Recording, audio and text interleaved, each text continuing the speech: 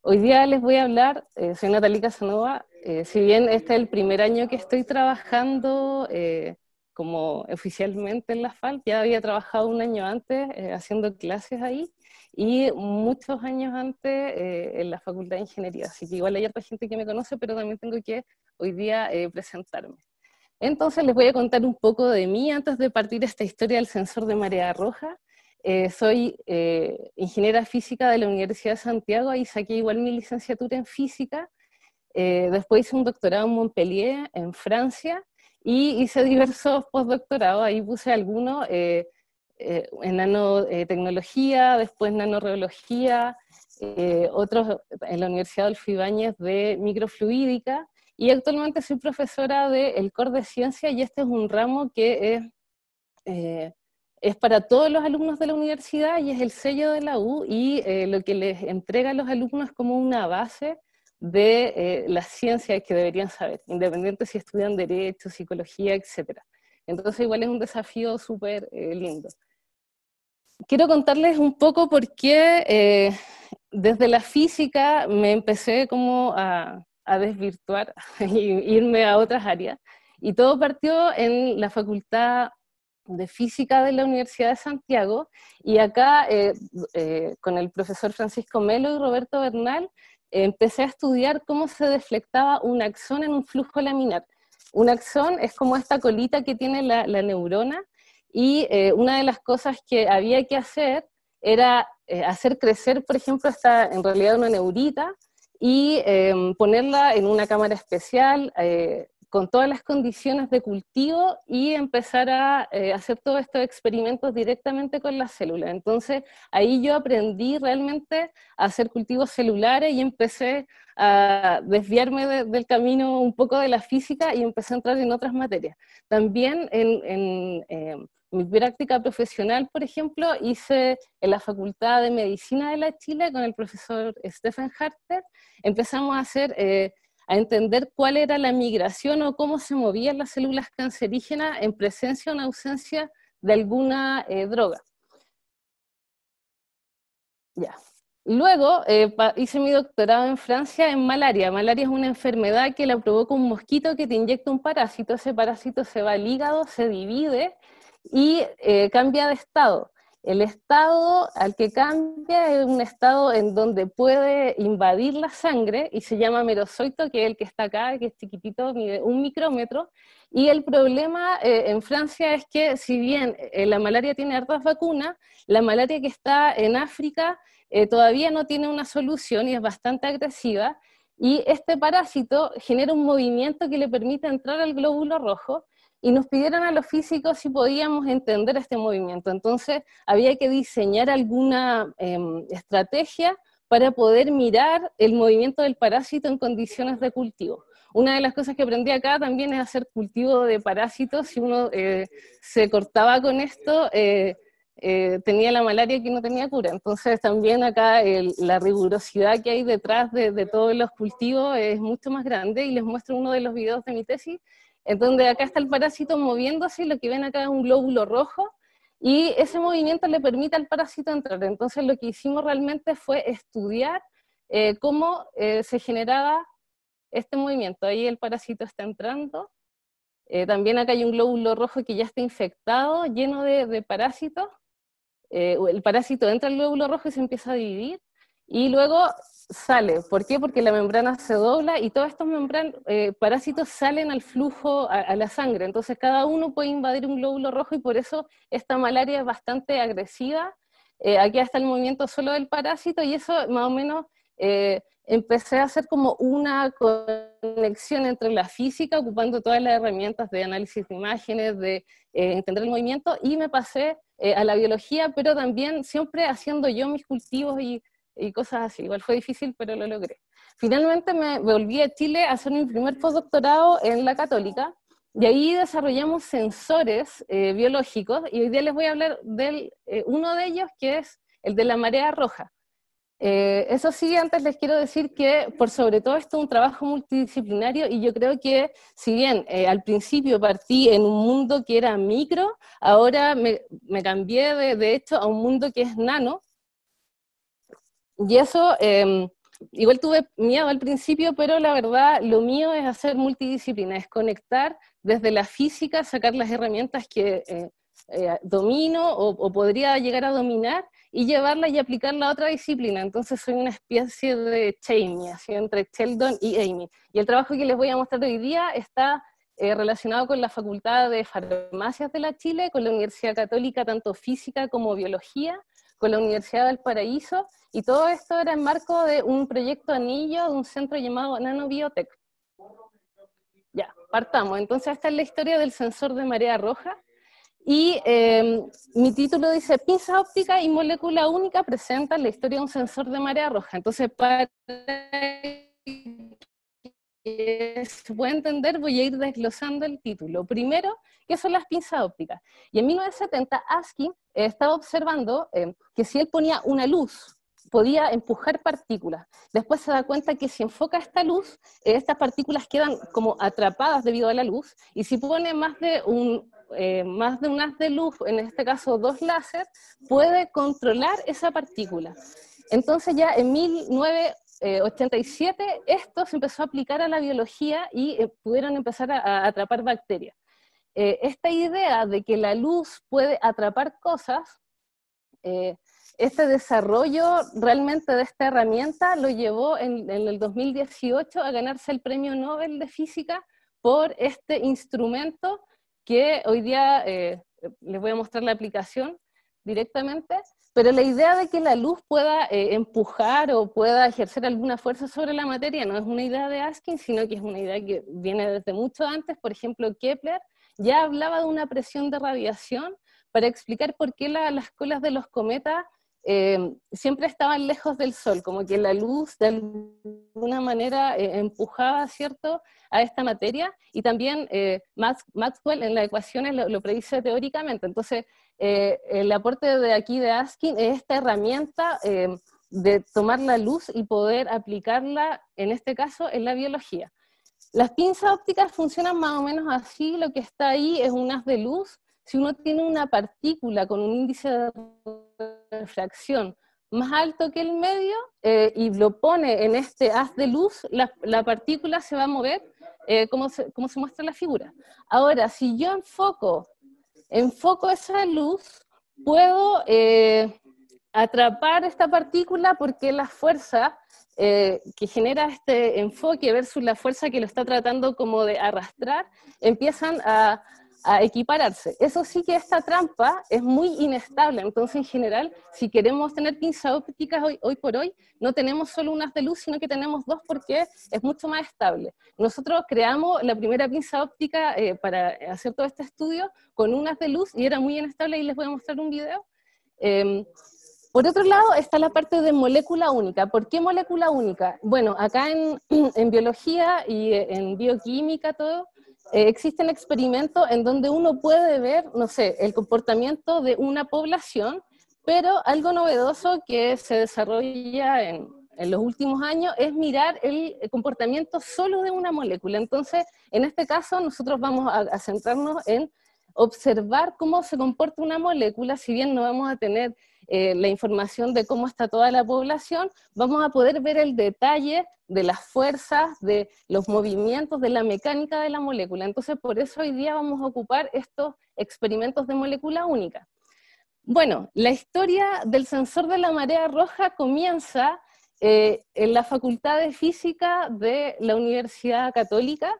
Nosotros como físicos estábamos desarrollando pinzas ópticas porque atrapar algo con luz es genial. Entonces había que hacer pinzas ópticas por la vida. Y Nathaniel estaba desarrollando ese proyecto cuando yo le empecé a ayudar, y aquí como les contaba, hicimos el primer como prototipo de pinzas ópticas con un láser. Esta trampa es súper inestable y lo hicimos no sobre una mesa óptica, así que cuando grabamos nuestro primer video no podíamos respirar.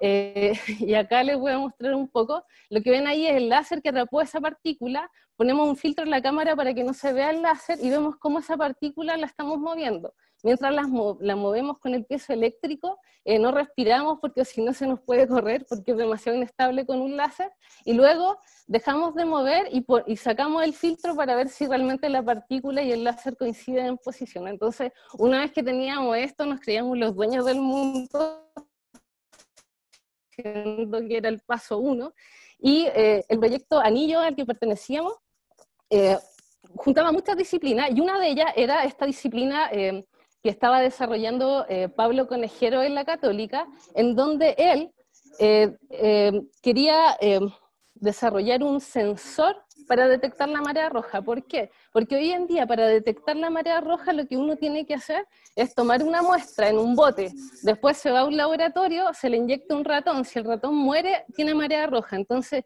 el proceso que dura mucho tiempo, aparte que entre medio se está trabajando con animales, es un proceso que no es muy bueno. Sería ideal tener como un chip quizá que uno pueda llevar en este botecito, sacar la muestra y ponerla ahí mismo y saber si hay marea roja. Entonces se desarrolló un aptámero, es decir, una molécula específica para esta toxina, y Pablo estaba trabajando con esta molécula. Él estaba ya desarrollando un sensor, y este aptámero es como imaginarse un hilo, porque es una cadena simple, es como un RN, y él responde de una manera muy específica a esta proteína. Entonces él dijo, bueno, si yo pongo un fluoróforo aquí y un fluoróforo acá, porque él más o menos sabe cuál es su estructura, al entrar en contacto con la toxina, bueno, va a emitir luz y yo voy a tener mi sensor. Pero sus resultados estaban muy extraños, y él lo planteó en una de las reuniones, y nosotros, como teníamos pinza óptica, les dijimos, oye Pablo, obvio que nosotros podemos ayudarte porque podemos mirar esa molécula, tenemos unas super pinzas ópticas que son las que les muestro acá.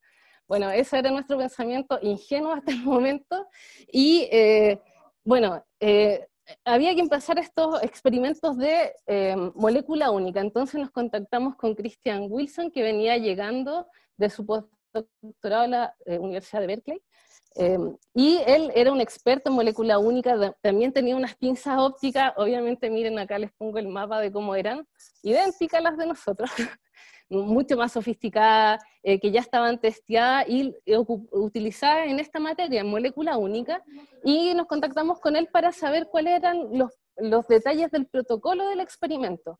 Ahí nos dimos cuenta realmente que no podíamos utilizar las pinzas ópticas que habíamos desarrollado nosotros porque estábamos en un nivel muy primario y necesitábamos avanzar en paralelo con estas pinzas, pero para entender cómo se podía hacer este análisis de este aptámero decidimos trabajar con las pinzas ópticas de Wilson y también desarrollar ahí el experimento. Entonces, ¿qué tenemos? ¿Cuál es el experimento que vamos a desarrollar? Bueno, están las pinzas ópticas, acá está el mapa, y no es nada más que algo chiquitito, en donde ustedes pueden, no sé, es como de este porte, en donde está colgada está colgada como de la pared, y ahí, en donde está la flecha, uno puede poner una cámara de microfluídica. Entonces, tenemos pinza óptica, tenemos microfluídica. ¿Qué hacemos con esta cámara de microfluídica? Podemos hacer pasar las muestras que queremos. En este caso, las personas hacen pasar bolitas o pelotitas de poliestileno, y uno la hace pasar, por ejemplo acá tiene una bolita de poliestileno de un tamaño, la atrapa con la trampa óptica y la lleva hasta una pipeta y la engancha. Después uno hace pasar otra bolita de poliestileno, la atrapa en este canal con la trampa y se acerca a la pipeta, y ahí empieza a hacer el experimento. Entonces el experimento no es nada más que poner estas dos bolitas en contacto y acercarlas unas con otras. Lo que ven acá al medio es la molécula que uno pone de una manera mágica y la empieza a estirar. Entonces lo que hace es que va a medir las propiedades mecánicas de esa molécula. Entonces hasta aquí la historia con un físico es maravillosa porque son puras cosas que conocemos. Entonces nosotros hasta este momento éramos jóvenes inexpertos, entonces íbamos demasiado felices, o sea, sí, con este experimento todo el rato. ¿Qué ocurre? Había que poner esa molécula entre estas dos bolitas de poliestileno, y lo que vemos acá es la manera de armar esta como molécula. No es simplemente llegar y poner el péptido directamente, sino que tenemos que hacer otra cosa. tenemos que amarrarla a mangas de ADN, poner la molécula entre medio y poner algo que puede ser cualquier tipo de pegatina, por ejemplo, puede ser un anticuerpo, algún tipo de proteína, que se pegue a una de las esferitas, y otro tipo de pegamento que se pegue a la otra, y obviamente estas dos tienen que ser diferentes para que no tengamos problemas de que se pegaron a la misma esfera. Entonces, armar esto es un trabajo muy difícil, pero que tuvimos que aprender, porque teníamos que tomar nuestro aptámero específico, ponerle conectores específicos y engancharlo a 2 mangas de ADN. Entonces con esto nos aseguramos que nuestro experimento no esté sobre la esfera, sino que esté un poquito más alejado. ¿Y cuál es la idea? Bueno, esta molécula que nosotros queremos ver, que tiene por ejemplo esta forma en este dibujito, uno conoce cuál es la forma por el ENFOLD, por la información del ENFOLD que podemos tener, dependiendo, no sé, si hay alguna conexión que es más afina a otra, uno sabe qué tipos de estructuras posiblemente podrían generarse. Entonces uno tiene esta molécula y sabe que cuando ponga la toxina, esa toxina va a interactuar con esta molécula y por lo tanto va a cambiar su forma. Y si yo estoy ejerciendo fuerza entre ellas, voy a tener que estar midiendo una fuerza diferente. ¿Qué quiere decir esto? Acá se los voy a mostrar más en detalle. Acá está ese constructo que armé.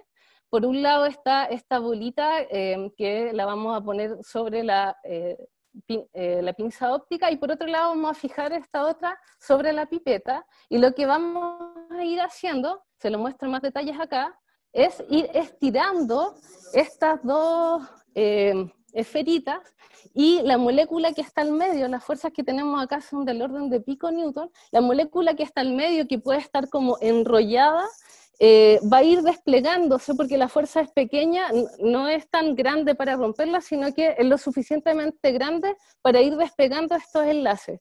Y una vez que se despeguen estos enlaces, por ejemplo acá donde pongo RIP, ahí había como una, no sé, horquilla o un semicírculo, estoy tirando, le doy un tirón, yo puedo ver ese tirón y puedo seguir midiendo la fuerza. Entonces yo puedo medir cuál es la extensión de estas mini estructuras que estoy rompiendo. Y ese es más o menos nuestro experimento.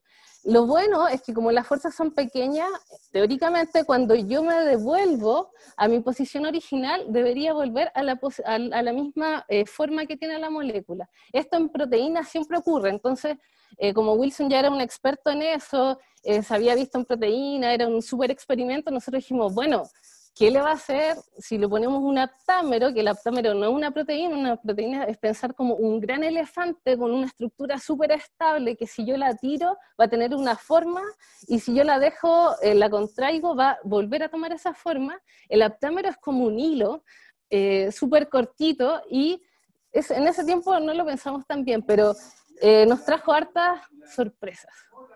¿Cuáles fueron las sorpresas? Bueno, cuando empezamos a estirar, nos dimos cuenta que el 70% de las veces no veíamos ninguna estructura, pero el 23% de las veces veíamos que rompíamos una estructura, y a veces veíamos que rompíamos más de una estructura. Y esto ya era extraño, porque no siempre nos podíamos devolver y encontrar la misma forma, y acá hay una anécdota súper especial. Estos experimentos que están acá y esta historia que les estoy contando en, espero, poco tiempo, estos experimentos demoran 1 año. Entonces ya en 1 año veíamos esto, y un día Christian dice, ¿sabes? Ya, te voy a ayudar, Christian Wilson, el experto. Ya, vamos a ir a ver porque esto está muy raro. Y él empieza a hacer también los experimentos y les da lo mismo y dice, oye, esto es súper extraño, no, nunca lo había visto. Entonces yo ahí me di cuenta que si bien ya habíamos superado todo lo de los experimentos, todavía nadie confiaba en los resultados, pero en ese momento ya dijimos, esto es así, así se comporta el aptámero, así que vamos a seguir con el experimento adelante, aunque aparezcan estas cosas muy raras. Bueno, una de las ideas que nos surgió fue, en vez de tener el medio de control normal, vamos a poner magnesio más 2, que lo va a estabilizar. Un ion de magnesio que estabiliza siempre esta estructura. ¿Y qué ocurrió cuando estabilizábamos la estructura? Veíamos menos estructuras, pero a veces nos aparecía una estructura y a veces nos aparecían dos estructuras. Entonces, bueno, al parecer tienes más de una estructura, pero todavía la cosa está extraña. Aquí les voy a mostrar, nosotros también hicimos el experimento con la toxina. ¿Por qué? Porque esta molécula está hecha para la toxina. Entonces, cuando uno pone la toxina, aquí empiezan las cosas a tener más sentido. Bueno, casi el 50% de las veces no veíamos estructura, pero el otro 50% de las veces veíamos una estructura específica. Entonces, la proteína que estaba hecha exactamente para esta molécula, este péptido, empezaba a responder con una forma específica, pero también apareció una población con más de una forma. Entonces, hasta aquí la historia es, no sé, una tortuga, no sé, como con orejas, porque empezamos a buscar en la literatura, no había mucha gente, ya entendimos aquí por qué, que se interesaba en trabajar con péptidos, y dijimos, ya mira, ¿sabéis qué? Sigamos adelante, hagamos el análisis que requiere, que es el tradicional para pinza óptica, y como acá la molécula la tenemos entre mangas de ADN, nosotros podemos medir el largo de esas pequeñas estructuras. Tu molécula completa mide 52,3 nanómetros, entonces al aplicar este modelo en donde nosotros lo que queremos medir es este largo de contorno específico de esa estructura, si esas estructuras aparecen y son mucho más grandes que tu molécula, acá hay un problema de experimento, va a haber que modificar cosas, pero si tu largo de contorno, estos pedacitos de este polímero o de este aptámero que se están formando son más pequeños, puede que tus resultados tengan sentido. Entonces esas eran nuestras reflexiones, aplicamos el modelo de World Line Chain, que es un modelo para polímeros, y lo que tenemos acá es una fuerza, que es la fuerza que nosotros aplicamos y que sabemos cuál es. Tenemos este largo de contorno que queremos conocer, sabemos el largo de persistencia de nuestro polímero, y la extensión también se la damos nosotros, porque es lo que estamos haciendo con las pinzas ópticas, entonces podemos calcular este valor. Bueno, ¿cuáles fueron los resultados? Felizmente, estos largos de contorno, tanto en el control, por ejemplo, como en el magnesio, eran largos de contorno mucho más pequeños que el largo de nuestra molécula completa, y dijimos, ya, esto tiene sentido, pero es súper extraño, y todavía no podemos decir si esto está validado o no. Entonces buscamos otra estrategia, y ahí en el mismo grupo, en el anillo, fuimos a pedir ayuda a la Facultad de Ciencias Biológicas de la Universidad Católica, y miren, tenemos este problema, tenemos estos resultados óptica y no sabemos si están buenas o no. Entonces ellos nos ofrecieron empezar a crear este péptido en líquido, ¿cierto?, en una caja, y luego aplicar el experimento de pinzas ópticas, es decir, tomarlo de los extremos y estirarlo. Y también cambiando las condiciones, por ejemplo, en un medio como agua, y después en un medio en donde yo pusiera un magnesio. Entonces ellos empezaron a hacer las simulaciones.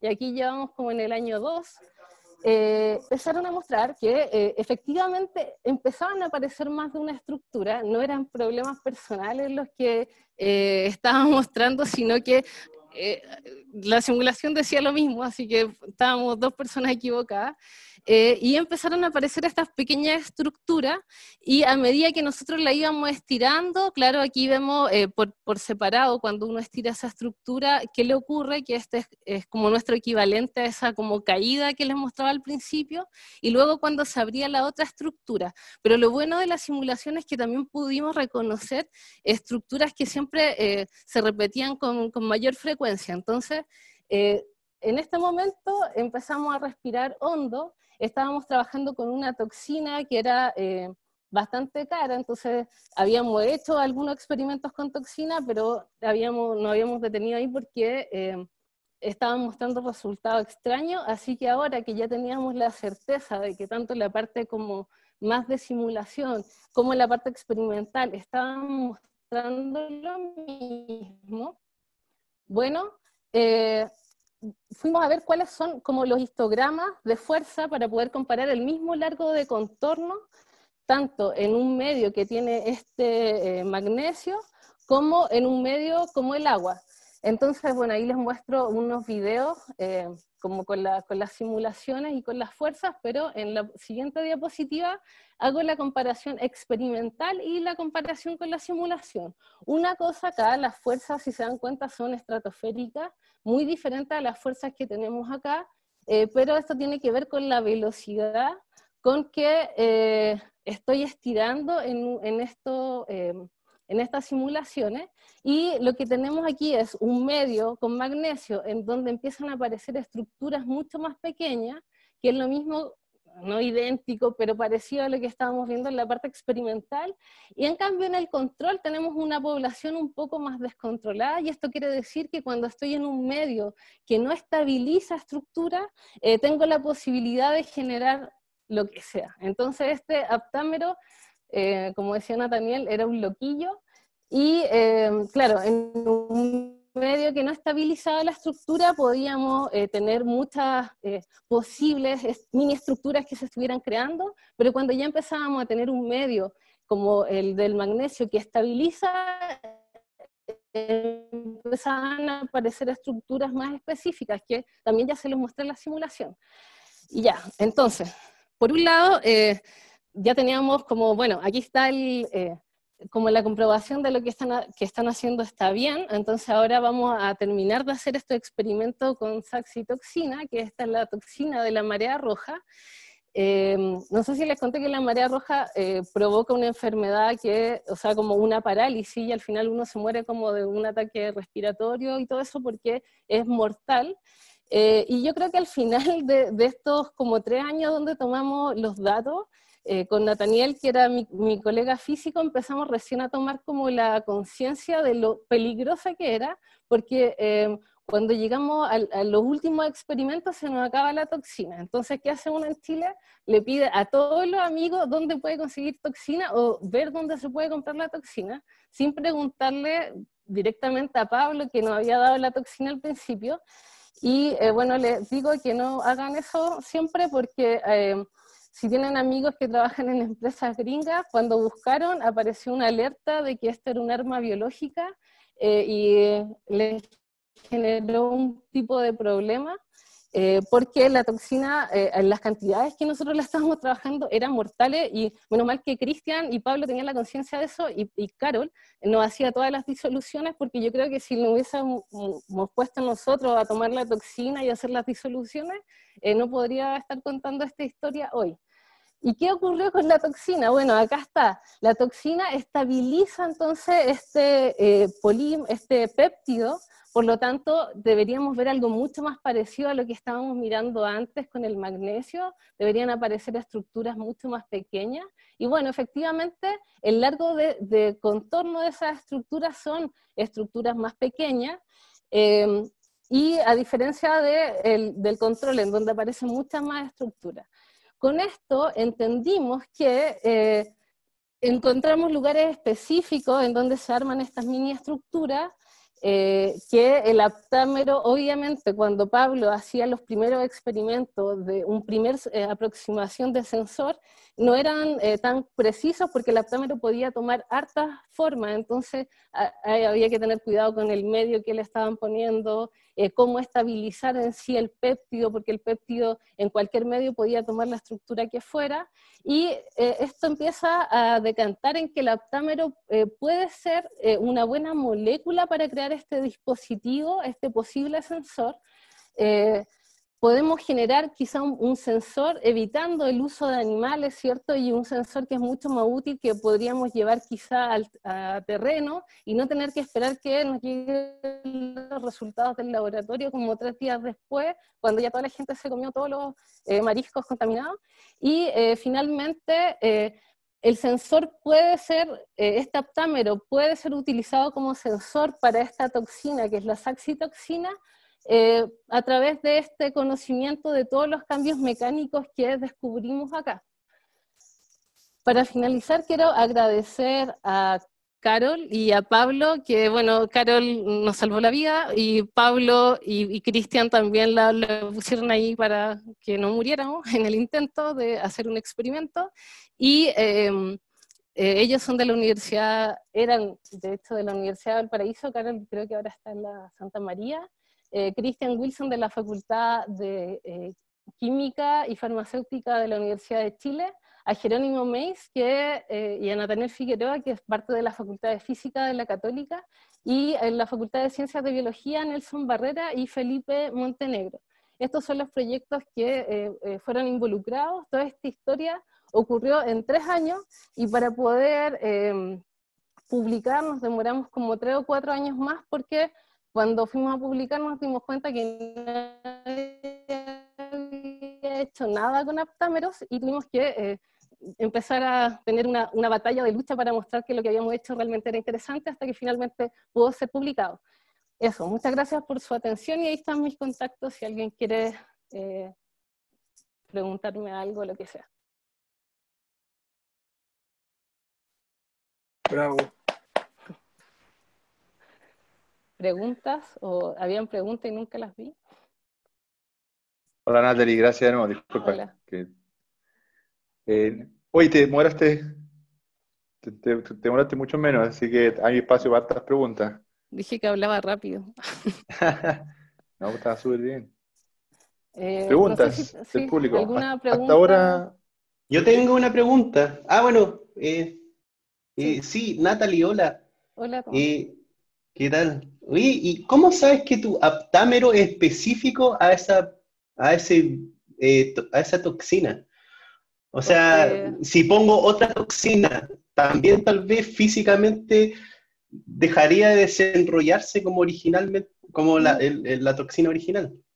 Sí, o sea, si pones otra toxina quizá igual interactúen, pero estos aptámeros se hacen por librería, entonces se arman específicos para la toxina. Entonces tú pones como todos los partidores y lo armas específicamente pensando en esta toxina. De hecho, eso es otro paper, y nosotros de ahí tomamos este aptámero que se llama Handy aptámero, que estaba desarrollado específicamente para saxitoxina, que es la toxina de la marea roja. Pero se hace, o sea, no es algo natural, no es que lo encontré por ahí por la naturaleza, sino que lo armo.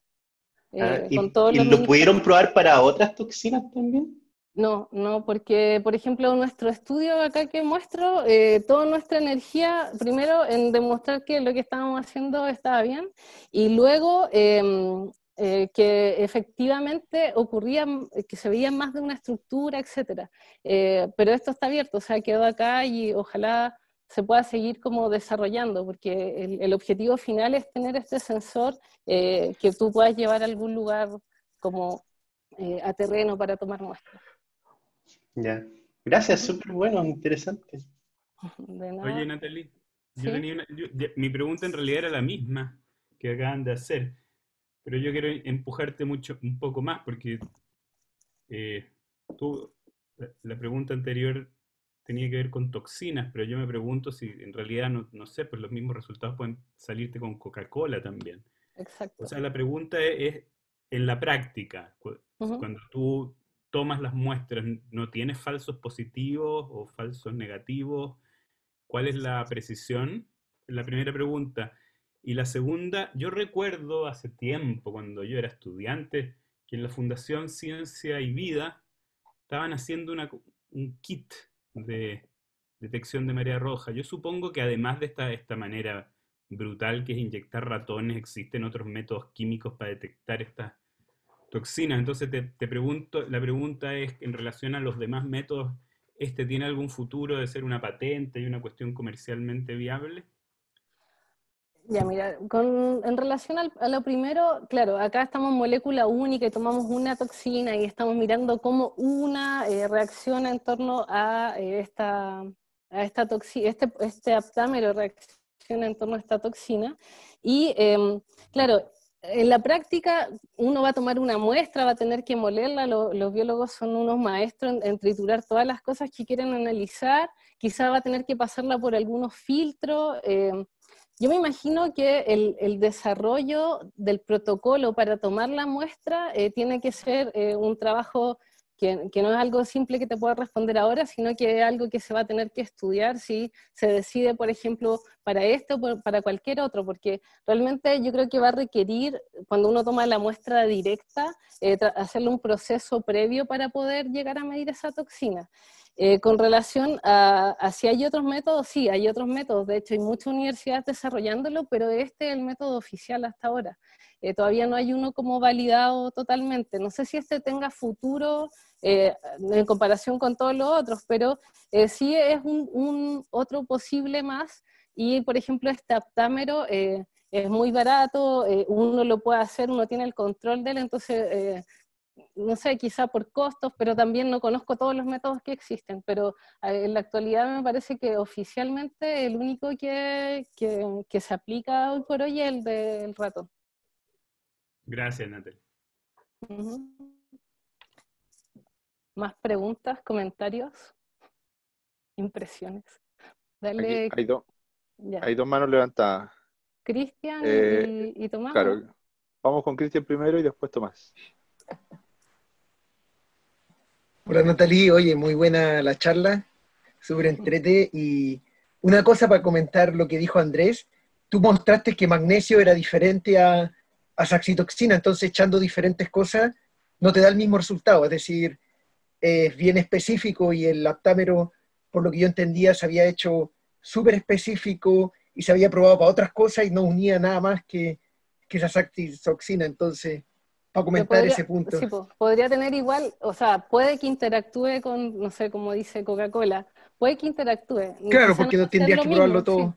Sí, claro. Pero quizás no va a ser lo mismo, pero sí existe una posibilidad que interactúe, como decía Tomás, con otra toxina, pero no quizás de la misma manera, igual habría que comprobarlo, pero este aptámero está hecho para esa toxina, entonces por lo mismo esperamos que el comportamiento que tenga con ella sea diferente que con otras. Sí, pues yo otro comentar que también o comentaban de que esto de patente o si podría ser como un test. Lo que pasa, yo siento que hasta hace poco, hasta el 2018, antes que ganara el premio Nobel Aitken, las pinzas ópticas eran homemade, cada uno las hacía, era muy poco distribuido. Después, ahora recién están apareciendo empresas que las están vendiendo, por ejemplo Steven Smith Engineering o Lumix, que las hacen y las venden. Entonces yo creo que de a poco se van a ir popularizando para que sea más simple. Antes era muy específico, había que armarla, como contaste tú, que tú tuviste que armarte la tuya, o nosotros tuvimos que armarnos la nuestra, pero siento que ahora se está poniendo mucho más comercial, que es buenísimo porque está llevándolo a masificarlo y una técnica, como dices tú, que una molécula tenéis toda la respuesta al tiro. Uh-huh. Eso. Pero mi comentario y mi pregunta es la siguiente, porque yo te considero a ti como el paradigma o la maestra de la multidisciplina y quería saber tu experiencia, porque personalmente yo igual me he concentrado bien en un tema y bla, bla, y fue increíble trabajar contigo y que nos metiste en otros mundos y con otros científicos y todo. Pero ¿cómo ha sido tu experiencia en este mundo de la multidisciplina en Chile en particular? ¿Has tenido una buena aceptación? ¿Los científicos les gusta esto? ¿Has visto con reticencia? ¿Hay pequeños nichos, como llamaban antiguamente los feudos de los científicos? ¿Qué es tu experiencia personal, ya que tú realmente lo has hecho? Y para mí trabajar contigo fue fantástico, entonces... Más encima, paradigma, imagínate, está ahí en el Facultad de Artes Liberales, Física, así que ya más multidisciplina no puede haber. Así que te quería consultar tu opinión y saber personalmente qué opinas tú de esto en Chile en particular. Bueno, gracias. Igual yo encuentro que ha cambiado un poco, igual gracias por los comentarios, ha cambiado un poco la mentalidad en la ciencia, porque cuando yo partí con Francisco Melo y cuando trabajé sobre todo en la Chile, me encontré con estos feudos que en el fondo, por ejemplo, yo cuando fui a presentar el movimiento de una célula cancerígena, obviamente yo dije, bueno, es un punto porque yo quiero saber cómo se desplaza, y no me dejaron seguir porque como que había ofendido a la célula y la célula tenía núcleo, entonces no podía ser un punto. Entonces, desde esa experiencia que tuve cuando estaba partiendo en esto, que fue como súper chocante, después irme a Francia y ver que ya hay carreras que mezclan las cosas, y volver acá, yo encuentro que ha cambiado un poco la mentalidad, todavía no del todo, porque igual hay que estar muy loco para meterse, sobre todo si estudias física y te metí en biología, porque hay millones de variables y las cosas son súper difíciles. Pero ha cambiado un poco la mentalidad, y lo entretenido es que cuando uno tiene una herramienta puede ir a solucionar de una manera simple como problemáticas que tienen otras disciplinas. Entonces yo creo que sobre todo tiene que ver con las generaciones. Yo he trabajado con gente más o menos de mi edad o un poquito mayor, no he trabajado con gente de tanta edad, y siempre he recibido como una buena acogida. Igual le hemos tenido como hartos chascarros entre físicos, biólogos y químicos, pero de a poco como que vamos generando un lenguaje de comunicación, que es más o menos lo que también enseñamos como en el core de ciencia, siento yo. Pero igual es una mejor experiencia que la del principio, cuando no puedes seguir hablando porque la célula tenía núcleo y no era un punto. Entonces, creo que vamos por el buen camino. Tomás. Gracias. Sí, yo tenía una pregunta como más, tal vez actual, sobre la situación con este COVID. Tú mencionaste que trabajas o has trabajado con malaria, toxinas, cosas súper Dilo, peligrosas, súper peligrosas, especialmente para un físico. Mi pregunta es, ¿en Chile tenemos como infraestructura para poder, por ejemplo, estudiar desde un punto de vista físico sistemas tan peligrosos como el SARS-CoV o malaria o no sé, algo peligroso? O sea, porque he escuchado a harta gente que dice, no, pero en Chile no tenemos un laboratorio clase, no sé, 3, 4, no estoy familiarizado. Pero, ¿se puede? ¿Tenemos la infraestructura para hacer algún estudio de cosas más peligrosas? Sí, no sé. Mira, o sea, sí, desde mi perspectiva, creo que en Chile estamos bien capacitados. Obviamente nos faltan mucho más recursos. Por ejemplo, cuando yo trabajaba en un laboratorio nivel 3 de malaria, eso quiere decir que entráis a una pieza, te sacáis como, te ponéis como un delantal, te sacáis como las cosas que sobran, te limpiáis todo, después pasáis a otra pieza, como vais pasando como por etapas para poder llegar recién a hacer tu experimento. Eso acá no lo he visto, pero no creo que no exista, pero yo no he trabajado en cosas tan peligrosas acá en Chile, excepto de la toxina, pero nunca la supe. Y sí, yo creo que está la infraestructura, están los recursos, pero no se comparan, por ejemplo, con los recursos que tenían en Europa, pues ellos tenían súper laboratorio y me decían, perdón, la pobreza, y yo no sé, venía de un laboratorio de biofísica en Lusach, en donde las cosas reciclables igual las lavábamos porque no iban a poder comprarnos otras cosas y estos tipos botaban todo. Y yo creo que igual hay como una escala como de presupuestos que es importante, pero siendo que tenemos súper poco presupuesto, cuando tú vayas a todos estos laboratorios, el nivel es bastante alto. Hay mucho más cuidado, yo creo que somos como mucho más ecologistas, por así decirlo, pero...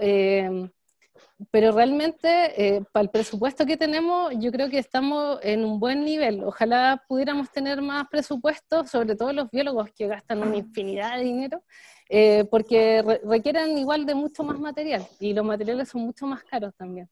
Pero sí contamos con buenos laboratorios. Yo trabajé en la Católica también en biología, y ahí ya como el 2013 ya los laboratorios realmente eran de un nivel bastante profesional, por así decirlo. Así que yo creo que sí contamos, nos falta más recursos. No.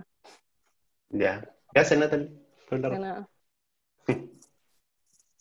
¿Cristian? ¿O era la mano que tenía levantada antes? La de antes, Sí, levantada de antes, sí. ¿Ahí? Eso, sí, eso. ¿O alguien tiene alguna pregunta, un comentario, un miedo? No he trabajado con COVID, así que me pueden volver a ver, pero igual lo estoy pensando. ¿Algún Más comentario? consultas. Sí. Francisco, ¿No? ¿puedo ¿Cómo? hacer una pregunta? Pía, dale. ¿Yo? Pía. Sí, dale, Pía. Hola, entonces, ¿un sistema así podría servir para el COVID o para futuras, no sé, otras enfermedades extrañas que aparecerán, como lo que hiciste con la malaria? ¿Se está haciendo? ¿Alguien está haciendo algo parecido? O sea, yo conozco de hecho amigos que están trabajando diseñando sensores para COVID, para que tengamos mayor acceso a tomar más muestras y que sea mucho más fácil. Porque eso pasa, o sea, parece problemas sin solución, pero, por ejemplo, como no tenemos una cultura científica en el país, acceder a una muestra para poder empezar a desarrollar eso, ese es el problema hoy día. No es tan fácil pasar como por toda la burocracia que implica. En otros países, obviamente, uno está trabajando con humanos, entonces los niveles muy distinto en otros, pero con lo que yo he hablado con las personas que conozco y que me han pedido ayuda, todavía esas barreras acá no se han bajado, entonces por eso vamos un poco más lento, pero sí se podría hacer algo y se está haciendo. ¿Se escuchó o me corté? Se corta un poco, pero entendí. Pero sí, al final Así que, la burocracia y más la cultura es la que nos está poniendo las barreras a los que trabajamos como en estas cosas hoy por hoy. No tiene que ver tanto con la capacidad o que no haya laboratorios ni eso. Esa es mi visión. ya, gracias, Natalia. De nada.